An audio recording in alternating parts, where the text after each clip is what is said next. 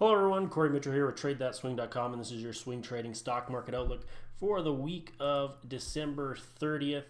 A reminder, it is New Year's on Wednesday, January 1st, so the stock markets are closed. Happy New Year. I hope you had a great holiday season. Let's look at what's going on with the markets.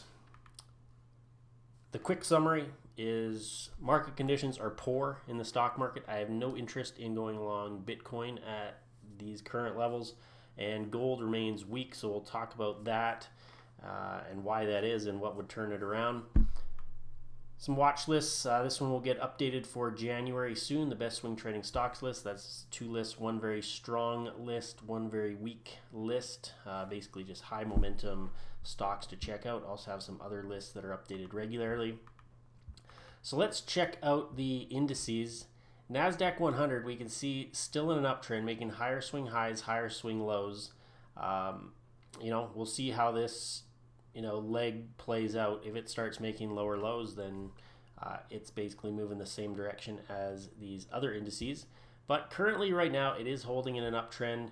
S&P 500 right on the cusp, made those new highs, dropped back to the prior swing low, little bounce there. So it's holding up. But the NYSE composite, our broadest measure that I look at in the weekly outlooks, it has been going down for a while. And I say it's the broadest measure because it includes the stocks on the NYSE, wide array of industries, company sizes, and so this kind of says what the typical stock is doing. Whereas the NASDAQ 100 and S&P are looking much more at just a few big cap names. How are they doing? Because they can, if a couple of those names are doing well, they can just drag up the whole index. And that seems to be what's going on. We have the Russell 2000. Also, pretty big plunge here recently, lower swing lows. So these ones are no longer in uptrends down here. These ones, NASDAQ, as I mentioned, still holding up in an uptrend. NYSE on the cusp. This is the Canadian index, pretty big plunge there too. I would still say this is an overall uptrend, but yeah, we did take out this little minor swing low. But overall, holding up okay, but even it had a pretty big sell-off here, so it's what this next leg here does. Bitcoin tried to go above 100,000, could not. It's been hanging out there for a while. So to me, to be interested in this, it needs to clear that level and have a pullback that stays above it. So, a move up into here, pulls back, and we get something like this. We could see this one that popped outside this old range. We get the pullback that stays out and it starts moving up. This is the kind of setup I want to see above 100K. The other possibility is we drop and you get that same setup pointed down. So we get the drop, it pops, it can't hold this old little support level, and it starts turning over to the downside. That would be bearish, indicating more potential downside. Long term, I like the outlook of Bitcoin, but at the same time, I'll trade the price action that's there. And ultimately, I want to get long again, but would need to see another setup. There might be some selling in between before that setup occurs, because it could also drop down here and then we start to get a rounded bottom pattern or something down in this area, setting up a potential long. But right in this area, no interest, leaving it alone. The gold miners just looking gross. Very strong move down here, little pop, breaking to new lows again. So downtrend right now. Gold also in a downtrend, made this lower swing low there. We have had a couple pops, but it hasn't made a higher swing high. It hasn't made higher swing lows yet. So we are basically still in this drop so far until proven otherwise. And so no interest in anything to do with gold right now either. State of the market health indicators also not good. You can see lots of frowny faces except for one neutral, which just means it's not giving us any information. So this is the percentage daily movement of the S&P 500. What worries me are big single day drops. Whenever we get, this is what this is measuring. Whenever we get one of those, it's usually not good for at least a couple days and potentially more. And we had a really big drop here on December 18th. We have not recovered it. And yeah, that just indicates a high volatility environment. It is not uptrending behavior. We can have extended periods of uptrend. Uptrending behavior is low volatility. We do not get those really big single day drops in uptrends. And you can see huge long period here where it's just lower movement. And then you get these bigger drops and it signals price action like this. That doesn't mean the price won't eventually go up. It just means that when it does, it's going to be under generally lower volatility movement. And yeah, so it's just a sign to stay away, likely to be choppy. Yeah, until this gets a little quieter, no interest. Right now, this is a bearish signal. This is the advanced decline line. Advancing stocks minus declining stocks is a cumulative number based on the NYSE stocks. And it has bearishly diverged. You can see it is trading down here below these old levels. On the equivalent on the S&P would be down here. So this has dropped to, quite a ways back. So that's basically saying, the S&P probably should be down around here.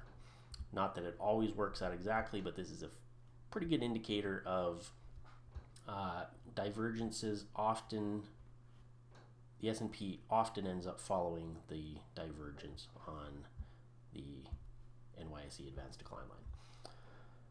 This is up volume divided by total volume. I'm looking for extreme values either touching this upper black line or this lower black line. There has been nothing recently. It is neutral.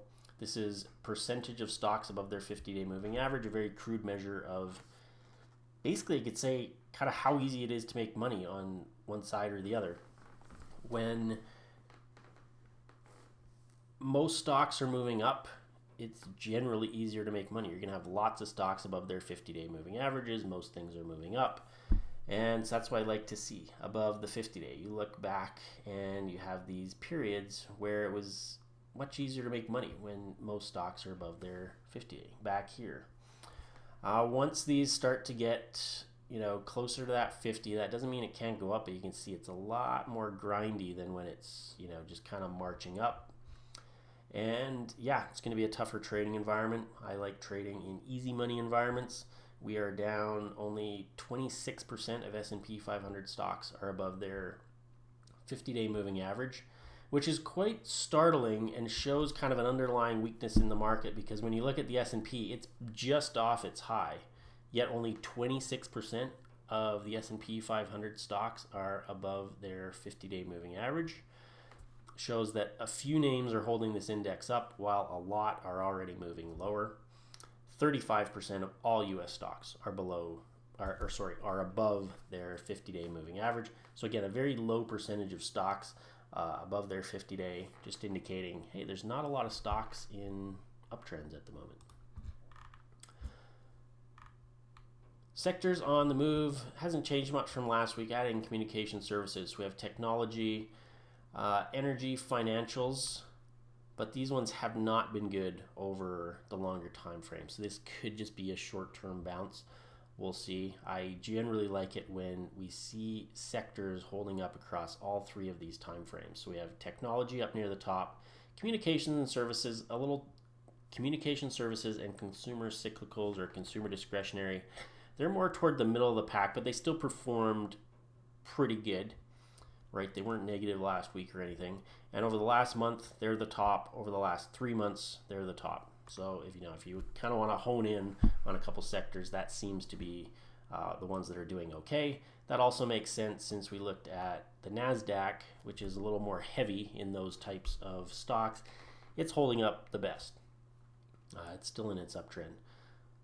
So what am I doing? Well, I'm enjoying the volatility with day trading. It's been an awesome few weeks. Just some of those technology names and just huge movements. Some of the AI stocks, quantum computing, all that kind of stuff. Some really big, nice movements. Nice to see. So that's where I'm focusing. I'm not even really looking at swing trades at all at the moment. Bitcoin, as I mentioned, not of interest. Gold, not of interest. So that just means, hey, I'm focusing on the day trading.